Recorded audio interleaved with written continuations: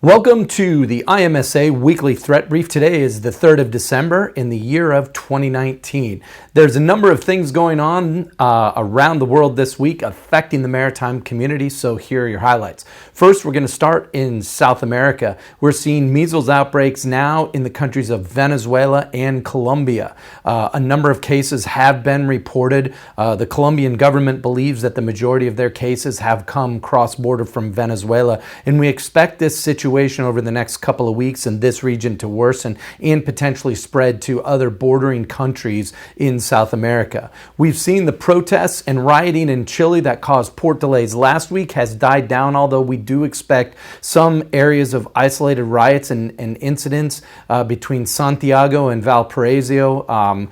But we're not expecting any major port delays with that through the rest of this week. If we move eastbound to the continent of Africa, we are still seeing a major outbreak of cases of Ebola in the Democratic Republic of the Congo, which stretches to every single province within that country, including the province in the Maritime region. There's also a measles outbreak in the Democratic Republic of the Congo. We're seeing measles outbreaks in a number of countries throughout Africa, the Pacific Islands, and even into Europe. And at this point, so far to the WHO this year, there's been over 440,000 cases of measles reported. We're seeing outbreaks now in the islands of Madagascar, Samoa, and the Fiji Islands, along with other places in Europe.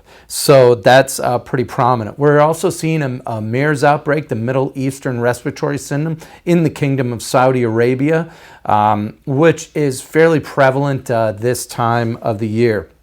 We're not seeing many piracy issues right now or expecting that in the next few days as we look through the Red Sea, Gulf of Aden. The incidents we talked about last week, we have not seen any further incidents this week, but there is always a potential in the HRA in this region. We also have not seen incidents through the Straits of Hormuz. However, again, the U.S. military, along with NATO allies, have a fairly large presence in that region right now, so that's one of the reasons that we're not seeing incidents. We have seen a number of incidents that are taking place in the Singapore Straits on the south side of Singapore. If you look at the traffic separation scheme, there have been a number of incidents against bulk carriers and cargo ships and tankers that are in the eastbound traffic separation scheme. Again, that's just south of Singapore in the Singapore Straits. We expect this activity to continue. In fact, we've seen this activity continue in this entire region, through the entire region of the Straits, both the north and the south sides, or the west and the south sides.